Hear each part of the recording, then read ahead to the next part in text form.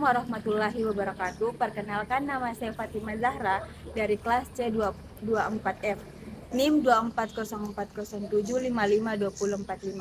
Video ini bertujuan untuk memenuhi tugas mata kuliah perkembangan peserta didik dari dosen pengampu Bapak Usman SPD MPD PhD. Nah, pada materi yang pertama yaitu pertumbuhan dan perkembangan. Pertumbuhan adalah perubahan secara fisiologis sebagai hasil dari proses pematangan fungsi-fungsi fisik yang berlangsung secara normal, yaitu pada anak yang sehat dan dalam perjalanan waktu tertentu. Nah, perkembangan adalah perubahan-perubahan psikofisis sebagai hasil dari proses pematangan dari fungsi-fungsi psikis dan fisis pada diri anak yang ditanjung oleh faktor lingkungan dan proses belajar dalam passage waktu tertentu menuju kedewasaan. Nah, adapun beberapa faktor yang mempengaruhi pertumbuhan dan perkembangan peserta didik. Nah, ada dua, yaitu faktor keturunan atau gen dan faktor pengalaman. Nah, adapun aspek-aspek pertumbuhan dan perkembangan peserta didik. Di antaranya yaitu pertumbuhan fisik, intelektual, emosi, sosial, sikap, nilai, dan moral. Nah, selanjutnya yaitu manfaat mempelajari perkembangan dan pertumbuhan peserta didik. Nah, bagi pendidik, memberikan gambaran tentang perkembangan manusia sepanjang rentang kehidupan, beserta faktor-faktor yang mempengaruhinya.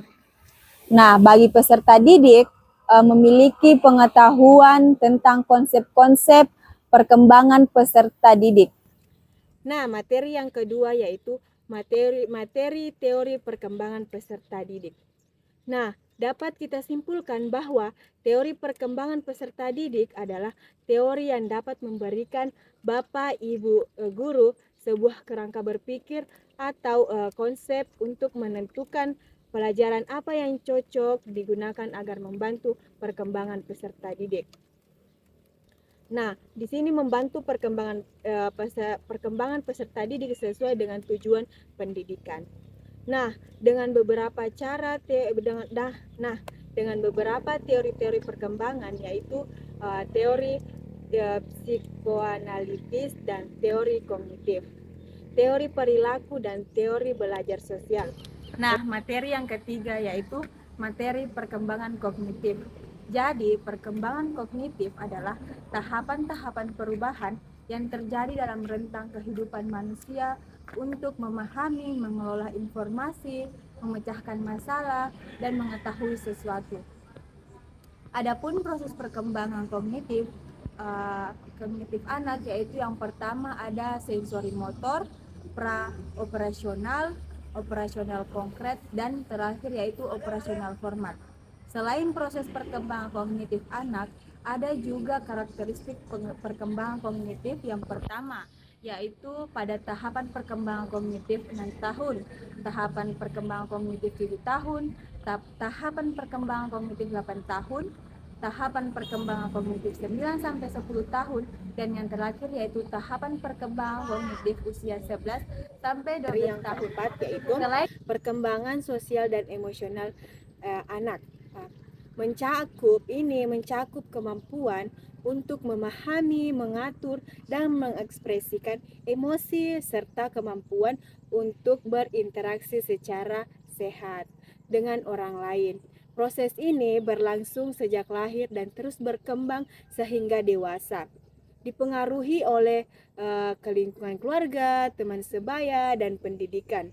Pada masa anak usia dini, anak mulai belajar mengidentifikasikan emosi dasar seperti bahagia, sedih, marah, dan takut, serta mulai memahami hubungan sebab akibat antara tindakan mereka dan reaksi orang lain. Seiring bertambahnya usia, anak belajar keterampilan sosial yang lebih kompleks, seperti berbagi, bergiliran, dan bekerja sama dalam kelompok. Interaksi dengan teman sebaya dapat penting pada tahap ini karena membantu anak mempelajari aturan sosial, menyelesaikan konflik, dan mengembangkan empati. Selain itu, dukungan dari orang dewasa, khususnya orang tua dan guru, sangat berperan dan membentuk kepercayaan diri, kemandirian, dan regulasi emosi. Nah, materi yang kelima yaitu materi perkembangan bahasa pada anak. Nah, materi ini dapat kita simpulkan bahwa perkembangan bahasa pada anak yaitu proses anak memahami kosakata dan mengembangkan kemampuan komunikasi mereka dengan tahapan perkembangannya. Nah, yang pertama yaitu ada disebut prabahasa dari umur 0 sampai 12 bulan, yaitu dengan cara tangisan, suara tangisan. Yang kedua yaitu kata tunggal dari umur 12 sampai 18 bulan dengan kosakata pertama.